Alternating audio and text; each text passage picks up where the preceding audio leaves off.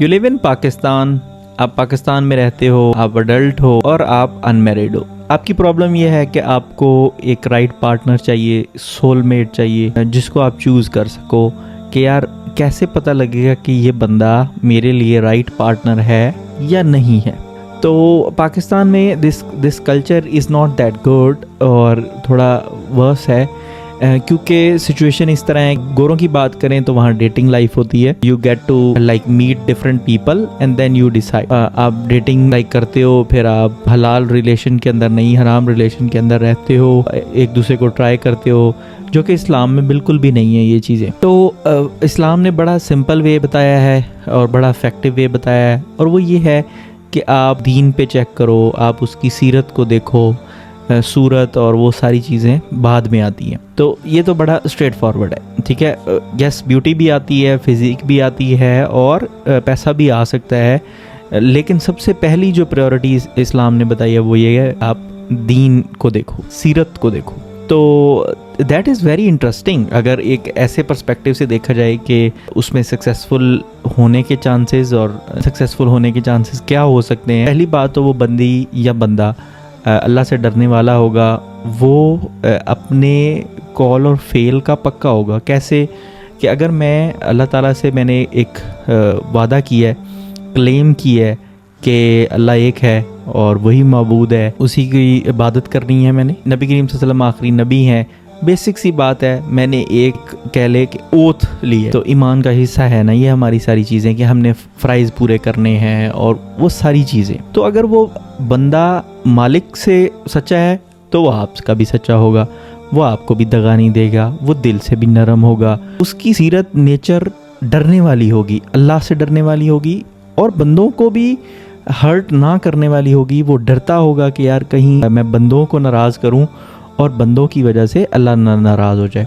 तो these are the things जो कि बड़ी सिंपल और बड़ी इफेक्टिव पैरामीटर्स हैं। अब इसमें भी कुछ और चीज़ें निकल आती हैं, जैसे कि हम देखते हैं कि यार दिखावा भी हो सकता है, और अगर हमने लाइक मैरिटल रिलेशन इस तरह का है कि हमने देखा है, रिश्ता देखा है, तो हाँ जी लड़की बड़ी नमाज वाली है, लड़का बड़ा नमाजी है, और नमाज के बाद वो जो सूटे मारता है वो कोई नहीं बताता, तो हमें नहीं पता लगता कि क्या सच्चा है, क्या खरा है और क्या खोटा है। अब यहाँ पे बड़ी प्रॉब्लम आ जाती है, एक बड़ा इंटेलिजेंट बंदा भी और एक समझदार इंसान भी अपनी लाइफ को बर्बाद कर बैठता है, और एक अनसक्सेसफुल बंदा भी बड़े अच्छे तरीके से, जो कि फाइनेंशियली इतना सक्सेसफुल नहीं है या मेंटली या आईक्यू लेवल में इतना ज़्यादा नहीं है, बट वो अच्छा डिसीजन ले ले तो उसकी ज़िंदगी पूरी सही रहती है।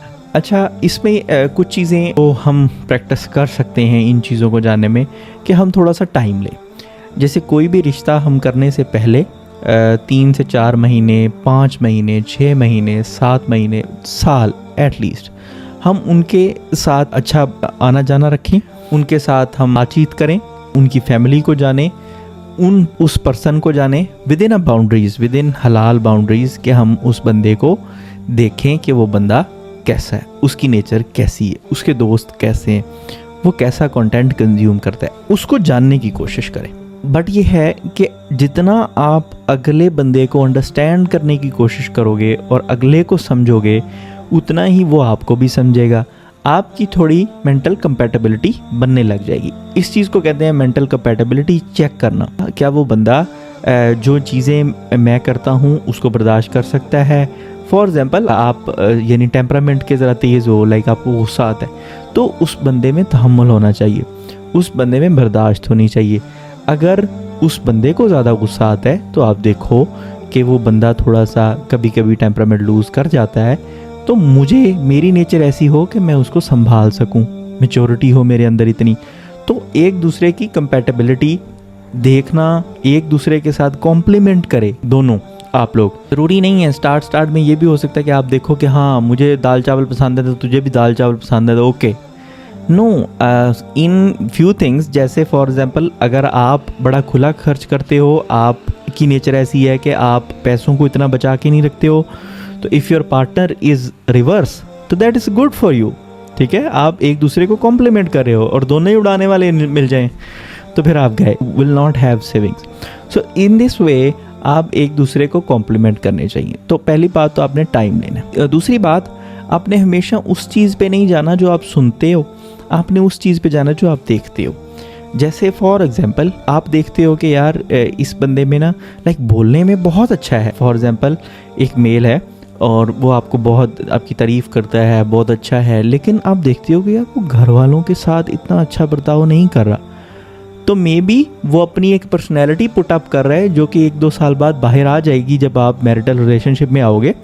तो आप देखो, सुनो नहीं, सुनने पे कम बिलीव करो, और जो देखते हो वो क्या करता है, उसके एक्शंस, वो कब उठता है, वो कब सोता है, दीज आर द थिंग्स आप देखोगे तो आप असेस कर सकोगे एक पर्सन को कि यार वो मेरे ये क्यूज़ हैं कुछ, ठीक है, ये कुछ हिंट्स हैं जो आप पिक कर सकते हो ड्यूरिंग दैट टाइम कि यार ये बंदा थोड़ा इस तरह है। अगर उसके एक्शंस बहुत अच्छे हैं और आप वर्ड्स बहुत अच्छे नहीं हैं, मतलब एक बंदा है वो रिजर्व रहता है, वो टू दी पॉइंट बात करता है, आपकी तारीफ़ों के पुल नहीं बांधता, और वो घर में बहुत अच्छा है, उसका बर्ताव बहुत अच्छा है, उसकी नेचर बहुत अच्छी है, जब आप उसके साथ रहते हो तो आपको बहुत अच्छा लगेगा, उसके साथ वाले उसकी कंप्लेन नहीं करते हैं, कहते हैं कि यार ये बंदा कंफर्ट है मेरे लिए, जो लोग उसके साथ रहते हैं। तो ऑपोजिट भी देखो, हो गया ना। अगर आप सिर्फ बातों पे जज करोगे तब भी आप मारे जाओगे।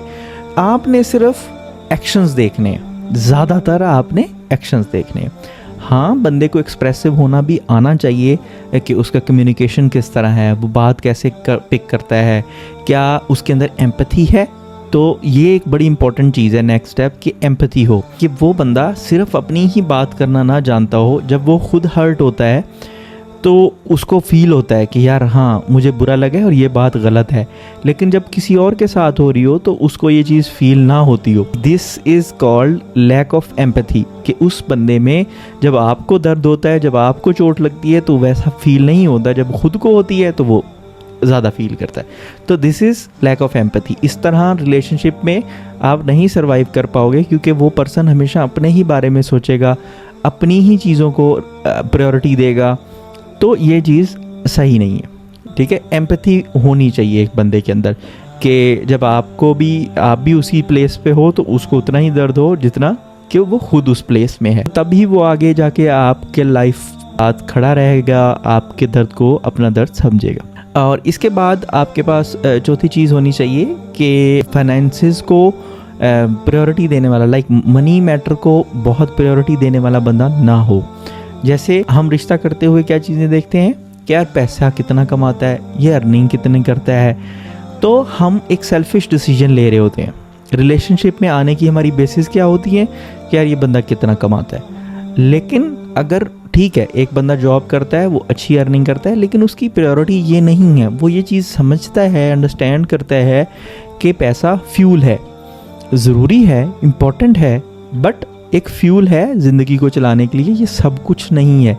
रिश्ते नाते और ब्लड रिलेशंस और लोग ज़्यादा इम्पॉर्टेंट हैं। तो ये बड़ी इंपॉर्टेंट चीज़ होनी चाहिए एक बंदे के अंदर। तो these are the few parameters, और भी बहुत सारे हो सकते हैं कि वो लाइक हेल्प करने वाला हो, उसकी नेचर ऐसी हो कि वो हेल्पिंग हो, टीम वर्क आता हो उसको, बिकॉज मैरिटल लाइफ जो मुझे लगता है it's team work. These are the parameters that you can access before you find a life partner for you, and it is the most important time and decision of your life। अगर मैं कहूँ कि सबसे important decision क्या हो सकता है आपकी लाइफ का जो कि पूरे डायनामिक्स चेंज कर देगा, वो ये है कि आपने जो अपना लाइफ पार्टनर चूज़ करना है। बुरी चीज़ मुझे यही लगती है कि हम सबसे कम टाइम और सबसे कम एनर्जी और बहुत कम सीखते हैं इसके बारे में कि हमने एक लाइफ पार्टनर कैसे चूज़ करना है।